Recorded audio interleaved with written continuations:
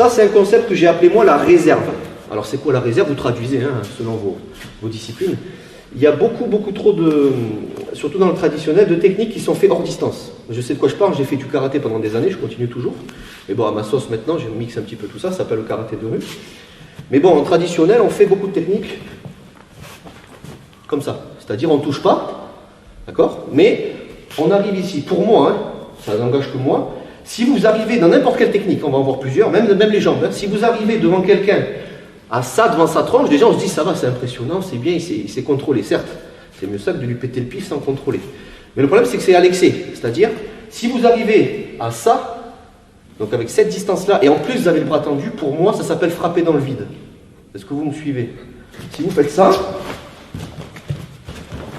ah oui, c'est beau, c'est sympa, oui, pas de problème, la gestuelle est bonne.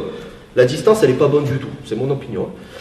Donc, ce que je vous recommande, c'est de faire ce que j'appelle la réserve. Ça veut dire quoi? Ça veut dire, ici, je vais venir au contact, je vais toucher le partenaire, et je vais avoir ça. C'est un exemple hein, sur le crochet ou le direct.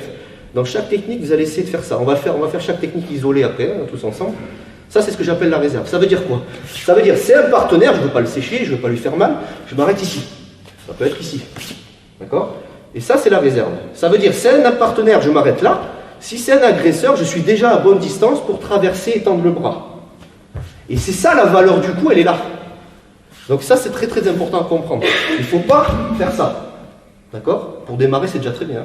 Mais bon, très vite, commencez à comprendre qu'il faut s'arrêter avec une distance ici pour être justement à bonne distance. Et ici, après, vous pouvez traverser. Ça s'appelle la réserve. Est-ce que tout le monde a compris? C'est valable dans les jambes aussi. Hein.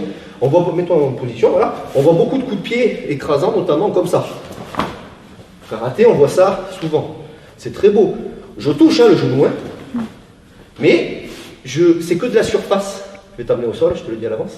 Si je fais ça, je vais aller dans le colpoquité pour ne pas lui faire mal. Si je fais ça, il prend un shoot, certes, je peux lui faire très mal au genou, hein, mais c'est pas suffisant. Moi, ce que je veux, ça sera moins, on va se tourner, ça sera moins joli, on s'en fout d'esthétique, hein, mais vous allez faire ça. Vous la retrouvez la réserve, vous voyez ce que je veux dire par réserve? Et bien ça vous permettra de faire ça.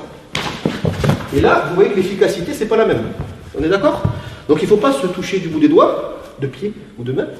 Il faut se traverser. Par contre, on n'est pas obligé à chaque fois de se ruiner comme ça, de se traverser à fond. Mais vous devez être en capacité de le faire. Si tu souhaites aller encore plus loin, à savoir décupler tes connaissances en self-défense, devenir confiant et efficace en situation réelle, mais ce que je t'invite à faire, c'est à cliquer juste ici. Formation offerte, ou encore sur le lien qui est en description juste sous la vidéo. Voilà, j'espère que la vidéo d'aujourd'hui t'a plu et que t'a aidé à progresser un petit peu plus. Quant à moi, je te retrouve de l'autre côté pour commencer ta formation vidéo offerte. À tout de suite.